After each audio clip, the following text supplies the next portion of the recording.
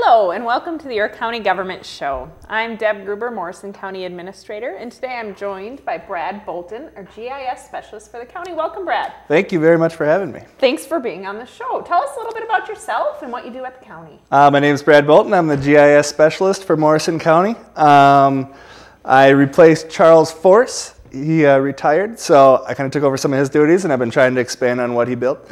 A lot of stuff I do is sort of mapping related with the county. I also do a lot of other things. It's kind of hard to get into, but we'll try to get into some of that today. Yes, you play a very important part actually, and a unique thing about your job is that you really work with all of the areas of the county, and I know, at least in my job, I find that enjoyable because we do so many different things. That's right. It's kind of unique to my position. You know, a lot of businesses and everything has like a tech services or an IT department, and they're kind of affiliated with the whole business or the whole building, you know. I'm kind of the same way. I try to just apply myself where needed. Yes, so. Great. We'll get into a little bit about the different things that you do. First, let's touch on GIS. There's folks out there who don't know what GIS means. Tell us a little bit about that. Geographic Information Systems, GIS as we know it. A lot of people have heard GPS, the Global Positioning Systems. They're the satellites out in space, and you can kind of locate where you are with this little electronic device, and if you're lost, you know, it can help you find out where you are. GIS is similar thinking to that, using a lot of spatial information to figure out where things are, in the simplest terms, map making. When I help describe GIS to people, I often just say, have you ever used Google Earth before? Because most people, or I shouldn't say most people, a lot of people have used Google Earth. And it's something everybody can relate to, and it's a basic GIS. You can put your address in, you can see where you live, look at the aerial photo around your house. So usually that's what I try to describe it as. In much more detail, that'll probably make it a little bit more boring. Basically, you're integrating a lot of different hardware and software and information to try to really reveal trends out of your information, the data that you maintain. Present it in a way that's much more easy to understand. A picture paints 1,000 words. Well, a map can often do the same thing. Just looking at the simple map behind us here, you know, the commissioner districts. You can go around telling people, yeah, I'm the commissioner of District 2. Okay, well, what does that mean? I wouldn't know without looking at this map. I haven't been in Morrison County very long.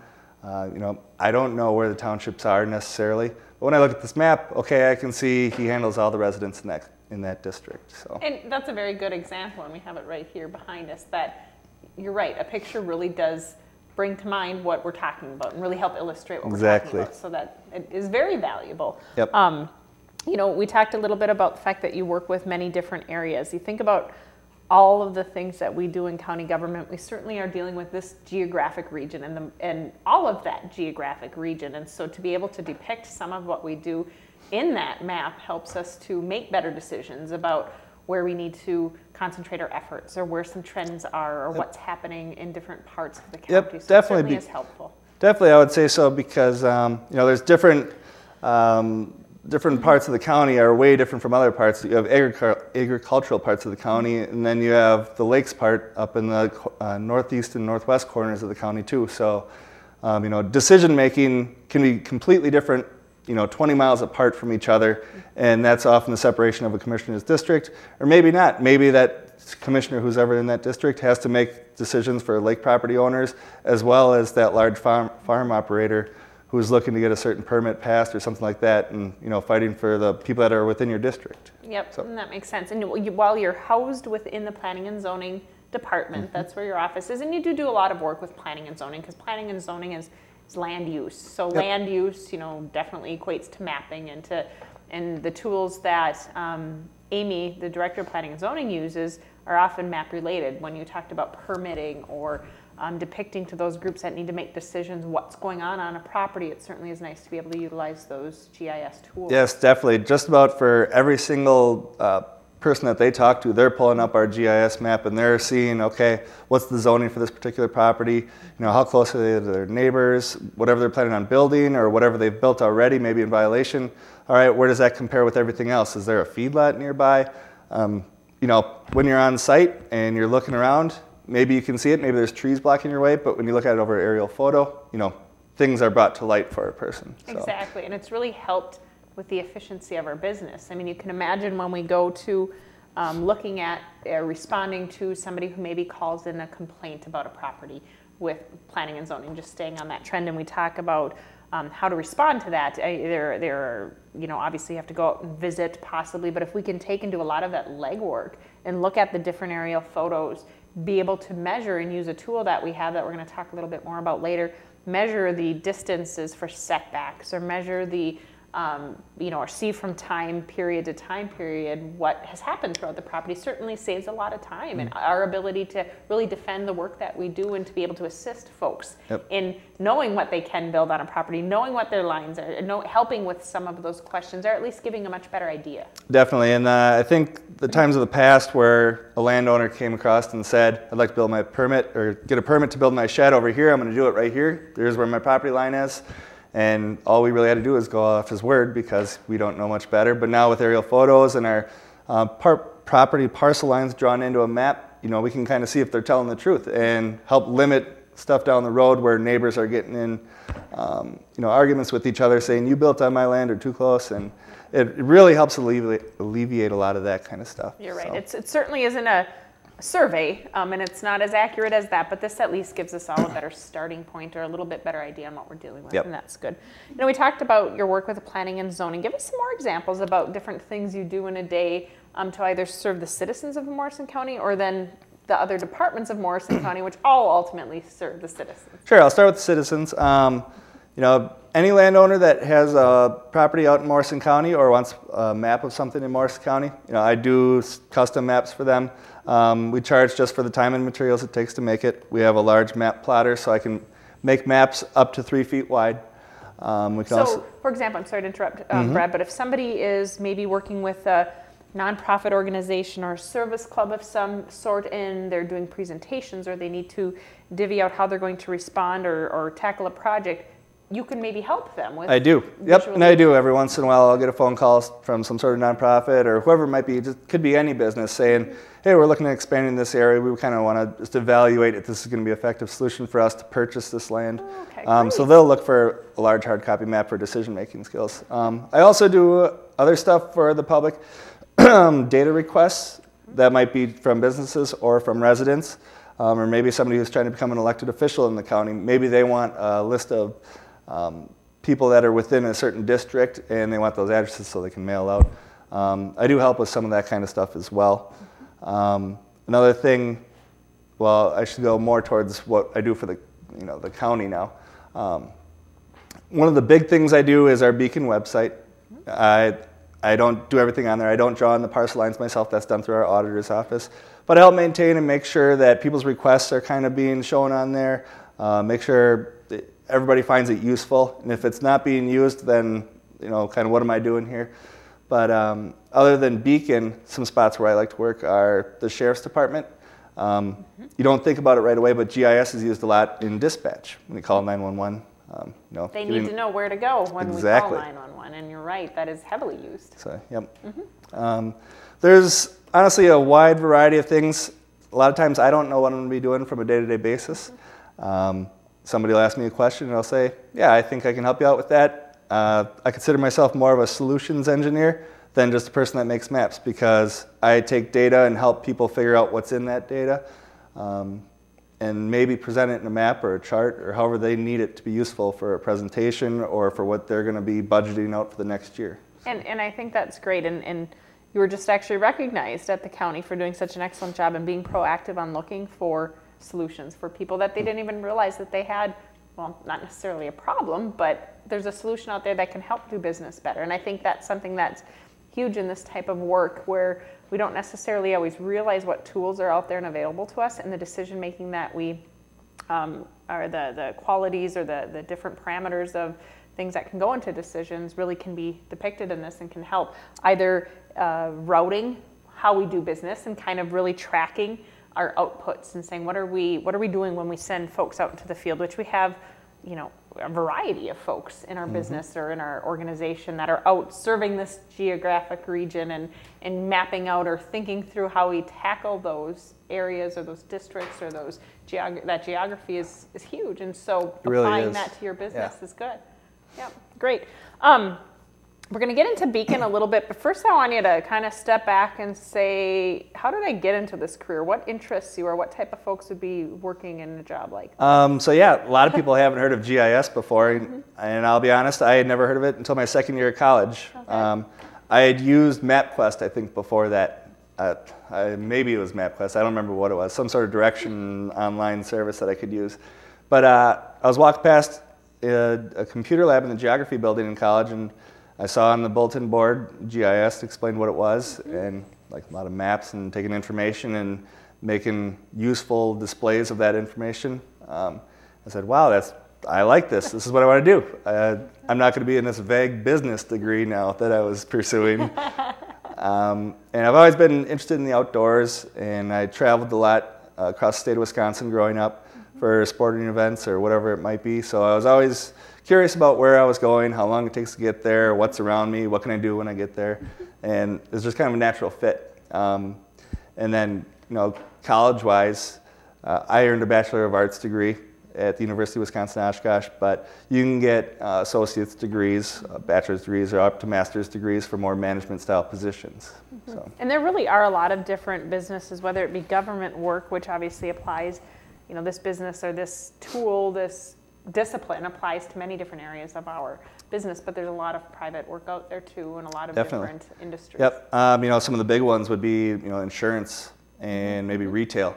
Insurance, where are these deer accidents happening? Yeah. Obviously, there's some areas of the state that has a heavier deer population, and figuring out how many claims are coming in from certain areas, maybe they need to adjust their rates for those customers in those areas. So insurance companies usually like that. Retail, where are my sales coming from? What are the demographic regions like in this neighborhood? Maybe not so much in Morrison County, but in more of a metro type area. All right, what's my customer base looking like? And that's where the power of GIS can really come in for those private companies. Oh, absolutely. Utilities, all of that. You think of how we use and apply business decisions based upon the geography or those that we Definitely. serve. So yeah, definitely good point. Well, you know what? Let's talk a little bit about the progression of GIS within Morrison County. I think it was back in the mid-2005 area that we deployed Beacon, and we talked a couple of times now about Beacon. Let's talk a little bit more about what that is and what that tool is. Sure. Well, here on my computer, I have Beacon pulled up. All right. But so back in the mid-2000s, I wasn't around then because I've only been with Morrison County for a little over 2 years now. There was discussions about, hey, maybe we need to pursue this geographic information systems thing that we're hearing about from these other counties around us. They're saying it's a pretty cool thing. All the guys are doing it. And then, so actually in April 2006, we went live with Beacon.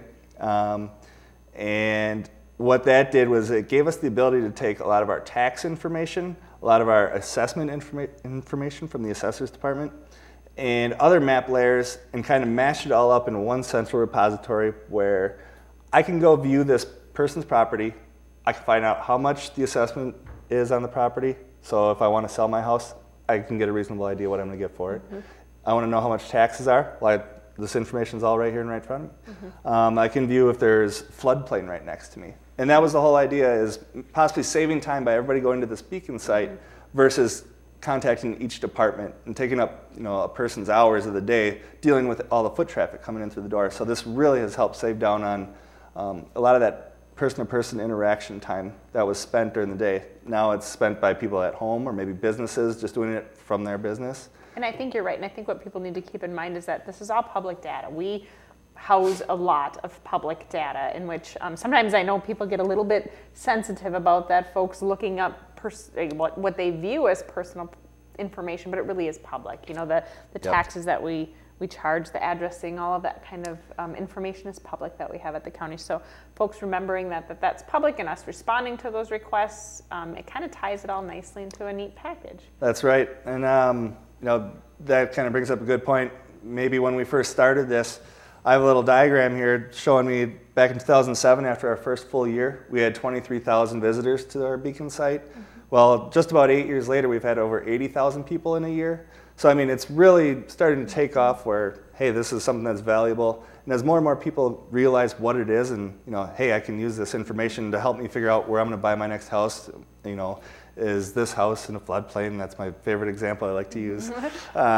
or hunting land, or hunting land, definitely. If they're looking to purchase some property, or what the topography is of different areas. We've got many different options on this that can really help you hone into specific property and what's going on with that. And so a lot of times when people are calling up or they see Beacon for the first time in the planning and zoning department, they're asking me, what is this? And is it like a plat book? And I like to explain to them, it kind of is like a plat book, just a digital version, but it's got so much more power than a plat book. Plat books are great at showing, section by section who owns what in the larger pieces of land. For a very specific period of time, and we've got one here. And this is a great tool, and we sell plat books and we make them through images from our Beacon site, but they're a snapshot in time. And if that changes, this is something that doesn't get updated, obviously, but you have a real-time version of what's going on online. So it's nice.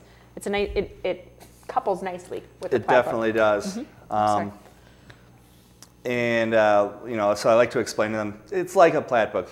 People are used to holding a plat book, being in their living room, sitting at with a plat book. Hey, the Johnsons own over here. I hunt over here on the Robertsons, whoever it might be. So that's my starting point to relate about what Beacon is for them. Great. Can you show us a little bit about what tools are available, or what the research, or the availability is? Yeah, let me just start out with some of the appearance of Beacon here. One of the main things is the map view. We can recognize here the shape of the townships of Morrison County and some of the major highways. You have your zooming tools, so you can zoom into different areas. We can zoom into Little Falls. One of the most valuable things, and it's not alone to Beacon, it's to Google Maps or whatever type of mapping service online, is aerial photographs. Like I said earlier, a picture paints literally 1,000 words. It's just great for figuring out where things are. And then when you add things such as maybe elevation contours to a map and you zoom into a property, all of a sudden that aerial photograph that looks like a nice flat surface, maybe it's got these huge ridges going up and down, and when you're actually on site, oh, there's a hill right there, but I didn't realize that before. So using some of the different layers that we have here on Beacon, you can figure out what kind of soils you have on your property. You can figure out the protected waters and lakes. Maybe you're trying to get a permit, but somebody at the Planning and Zoning Department says, there's a protected water on the back of your property and you can't build that close to that. And well, if you want more information, you can go out on our Beacon site and figure that out. That's just kind of the map display parts of it.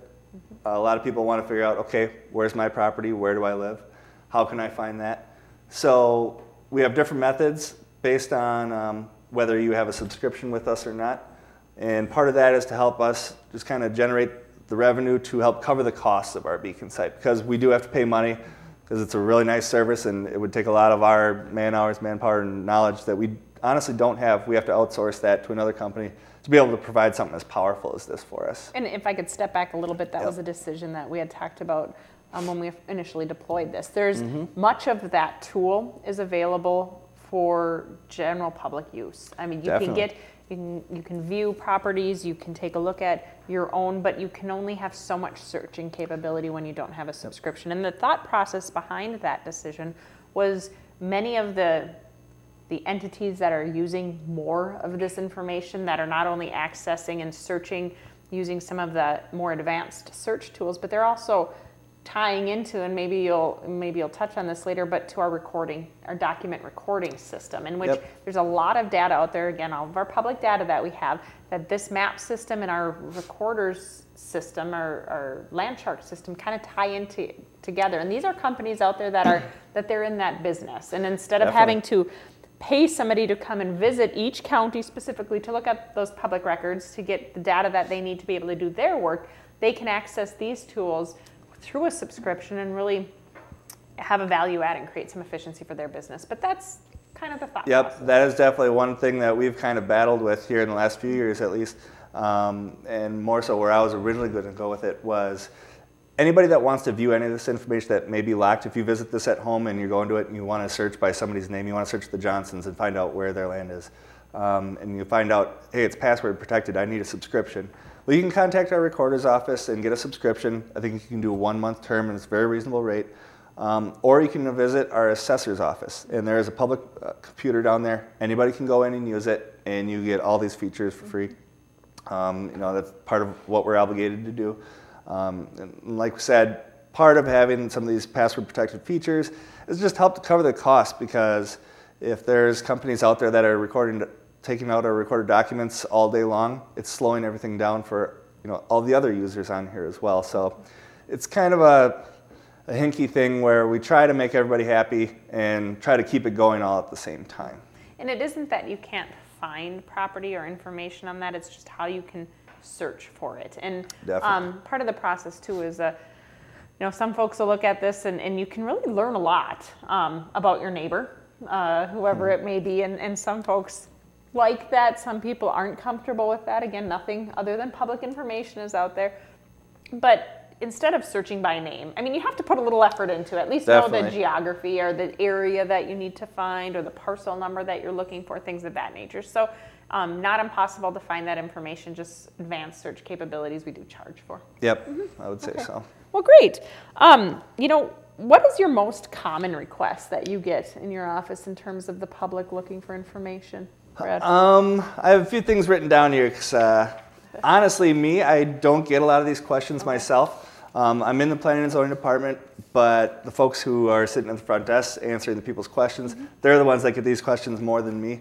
So I jotted down some that I asked them, hey, what do people say about Beacon when you're showing them something? One of the most common things is, why are some of these things locked? Why can't I search by name? Why can't I view how much this house is valued at? We just kind of covered that. Another common one that we get is a lot of homeowners out there, they'll have a GPS at home. Hey, I have this 40 acres, the back of the property is all swamp. I want to figure out where the corners of my property are. Can you help me figure out what the coordinates for my property? Sadly, most often I can't really tell you where that is. The only person who can tell you that is the registered land surveyor who goes out there and surveys your property. One thing I can do with Beacon and also people at home is you can zoom in on your map, and we have different features where in the bottom right corner of the map view, you have the option wherever your mouse is holding, it'll give you a latitude, longitude coordinates. Okay. So if I hold my mouse over the corner of a property, say that's my property, I can look at the latitude, longitude down here, and I can kind of get a rough idea. That's all it's giving me is a rough idea. Yeah. And I think that's a good... Nothing legal. It's a good time to point out that disclaimer that we have on Beacon, which is this is a tool for you to help answer those questions that you have, but this isn't a legal interpretation. We'll see things every now and then that a parcel line is drawn right in the middle of a house, perhaps. It's one of my common questions that I get. It's our best guess, but it isn't. So one thing I always stress to people is this is not a survey. Yes. Don't expect it to be a survey. You can't use it in court. Don't even tell your neighbor that I did this and this is right, because it's not. Yes. So that's one thing I always try to stress to them. And that is the hard thing, is we want to provide information and we do our best to have this accurate, and we have folks like yourself who know what you're doing when you're using these tools and whatnot, but they're not replacing legal documents. And we all know surveying and that business can be a difficult one in terms of what people's assumptions are when it comes to property lines and what people's thoughts are based upon history or whatever it might be. But this isn't meant to be a catch-all for those types of questions or It's a general representation. Yes. Another common question that I'll get here.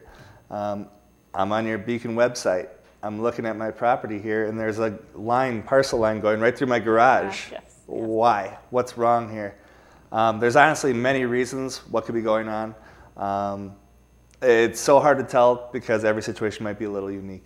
The way the airplanes fly through the sky when they're taking the aerial photographs, they're taking a picture, like a flat picture, and then when you try to display that over a round Earth, because the Earth is round, pictures become distorted, and you got to stretch the photos to kind of match out where our county coordinates lie. And so it distorts the map, and maybe your property, your 40-acre nice square piece of land, it isn't so square anymore. It's kind of tilted one way because, as you get farther north from the equator going north, all of the longitude lines start getting closer together, and 40 acres isn't so square anymore. It's getting more and more tilted.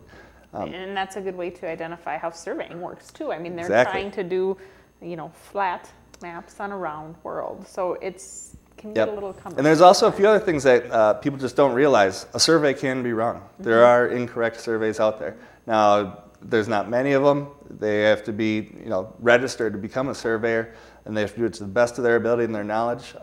So you have to go off with what that says, because that's a legal document.